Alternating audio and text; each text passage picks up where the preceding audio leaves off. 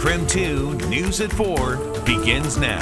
Good afternoon, everyone. Thanks for joining us on KREM 2 News First at 4. I'm Tom Sherry. Great to have you with us. I'm Jane McCarthy. We're continuing some snowstorm coverage today. Here's what to expect in the next half hour on that note. We're talking about power outages, who's still out, when you can expect the power to come back on. Yeah, the crews are working hard, cleaning up downed trees. We'll let you know when you can expect the roads to be clear. Also, with this unusually early snow, we're answering your questions on how it may impact your gardens. Many streets on Spokane's South Hill are still covered with fallen tree limbs following Tuesday night's snowstorm, which means many people are spending the day trying to clean up all of the damage to their homes and yards. KREM 2's Shayna Waldtower joins us live now with how they're managing all that damage out there. Shayna? Yeah, I'm right here at the Manitou Park neighborhood, and we're still seeing a lot of damage. Things are looking better today now, but we're still seeing a lot of the effects from the snowstorm that happened. Right now, you can see that there are some still tree limbs that are down. We're seeing plenty of those that are out here in this area. People not being able to get out of their driveways. Some roads still being blocked off, so a lot of this damage is still out here today, which means number one on many people's to-do list was to get out here and get this neighborhood back to cleaned up and good looking as the normal and beautiful neighborhood that it normally is. The storm is long gone, but we can see just how much damage it left behind. Homes, garages, cars. Not much was safe during the storm, which means today is all about getting things back in order. The chainsaws, rakes, and clippers are all warmed up. Just about every street near Manitou Park has people scattered about trying to restore their yards and fixing damage to their homes. So I knew the south side was hit really bad. And when my brother called me, I knew I had to come up here and help him with this. Paul Hansen lives on the north side of town, but he's been here on the South Hill all day working to help his brother clean up his yard. His brother recently had surgery, so working yard tools and picking up branches wasn't a job he could handle. My brother has been an excellent brother from about 5 years old. For all my younger years, my dad was so busy, my brother kind of filled in for my dad. And I remember that in my mind, and I just think that this is his time to get a return on his investment, so to speak. And no matter the backstory or family history, everyone in this area has a similar story. Neighbors helping each other clean up the place they all call home. Earlier today, it seems like some parts of this neighborhood do have power back on, but I'm also hearing a generator right at the corner of my ear right now, which means there are still some parts that are still without power. Reporting in Spokane, I'm Shayna Waldtower. Now send things back in studio. Shayna, thank you very much. Meantime, we'll take a live look at Riverfront Park. Oh boy, that's pretty. And the skate ribbon there. We woke up this morning with the coldest temperatures recorded this fall. Yes, we saw temperatures dip down to 25 degrees today. Wow. What about you? I know you don't have power at your house. Right. I'm told there is a service person there right now.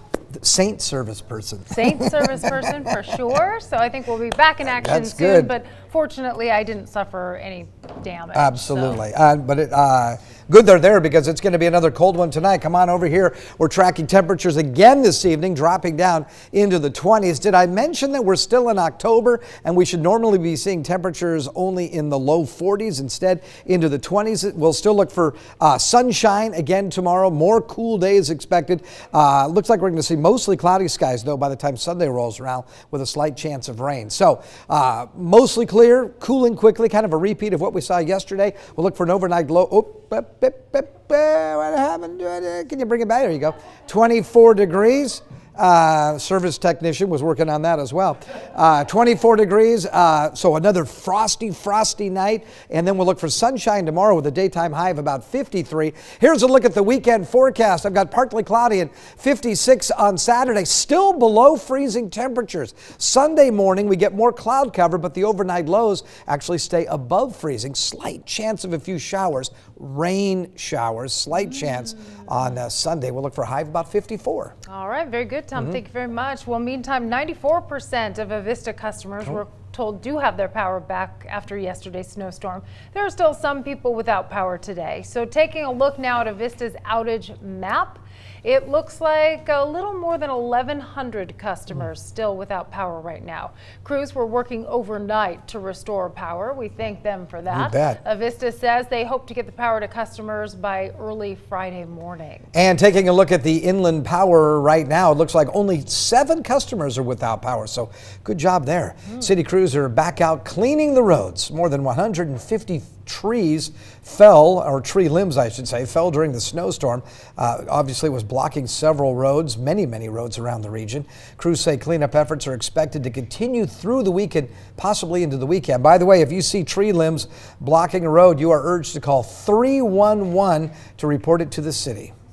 And heads up to drivers, the Monroe Street Bridge is closing tonight for a bit. Starting at 9 p.m., the bridge will close for paving on the south end of the bridge.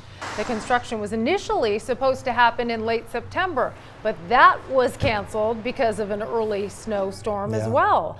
So the bridge work is expected to go on until Saturday. So with Tuesday night, Wednesday morning's unusual snowstorm, we had a lot of folks asking us, what does that mean for our gardens? Are they kaput? Yes, KREM 2's Whitney Ward joins us with the answers to your top gardening questions. Whitney?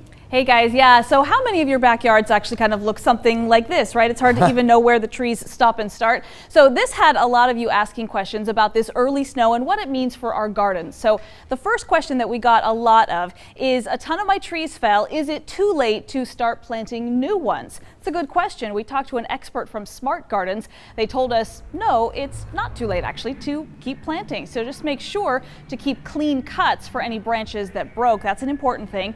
That maintains the tree's health. They also told us, don't jump the gun and start trimming your plants right now. That's because many plants are not dormant yet. They're actually still growing. So good to know there. Our second question is, when is it time to call in an expert to help us correctly cut our trees? Here's what Nathan Markison from Smart Gardens had to say about that. If it's a low branch or a small branch, definitely get your pruning shears out and do it yourself. You can look up branch collar and you can see it down at the base of the branch and make a clean cut there. Or if it's a large branch or on top of a large tree, you need to call an expert to be safe. That's always a good advice for sure. Now our last question, should we start to blow out our sprinklers right now or maybe wait for it to get a little bit warmer as it may here in the next couple of days? And an expert from Auto Rain Contracting told us that now is actually the time to get your sprinklers blown out. That's because you don't want to wait until it gets too cold and freezes, and then of course you have issues with your pipes. So we have a lot more answers to a lot of your gardening questions on our website. Just go to krem.com. For now, guys, back to you. Great advice, Whitney. Thank you very much. Yes, I love the advice. Don't be tempted to prune yet if you want things to look prettier. And Sunday, I'm going to try to actually blow out the irrigation lines. Oh. This will be a first. We'll see how this one goes. Yeah, keep us posted. We may be bringing in an expert to fix my mistake. To clean up your mess. Well, every time we ask for photos from you, we get a great response. Thank you for that. We want to share with you Christy's photo. It's from the South Hill. Oh, boy. That is gorgeous. So you can see the left, it's wintry, right? On the right, still seeing hints of fall. And Christy wrote, Spokane cannot decide what season it wants. Truer words were never spoken. Also wanted to share this snowy rubber duck photo with you. It's from our viewer Megan. She says, should have closed the pool earlier. We love seeing your photos, and you can always send them to us at pics@krem.com or just send them to any of our social media sites. And we'll be continuing our coverage on air and also on our website. For more information on power outages, you can head to krem.com. In other news, new at 4, a prosecutor will not retry former Pullman Police Sergeant Dan Hargraves. He's accused of sexually assaulting a Washington State University student. Prosecutor Dennis Tracy said the victim did not want to go through another trial because it would cause more trauma. Early last month, the judge ruled a mistrial on his case. Jurors told the prosecutor that some of the testimonies just didn't match up, and they felt there were discrepancies about when the alleged victim was in Hargraves' patrol car. Jurors also said they had more questions about the DNA found on the woman's clothing. So what's next for Hargraves? Well, his criminal charges will be formally dismissed by the judge.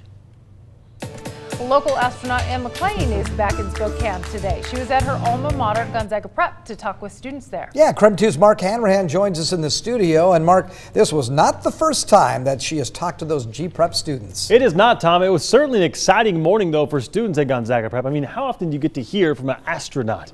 McLean did a live video chat with them back in May, but today she was actually there in person to talk about her life aboard the ISS. We experience time the same way up here in space that you do on Earth. So that was the video chat, obviously. She spoke with them about some of her work aboard the International Space Station and answered some of their questions about the job. McLean spent 204 days aboard the ISS. She came back to Earth in June. McLean spoke at Gonzaga Prep's pep rally today. Earlier in the week, some of our viewers reached out to us saying some Catholic schools would not be attending the event because of McLean's sexuality.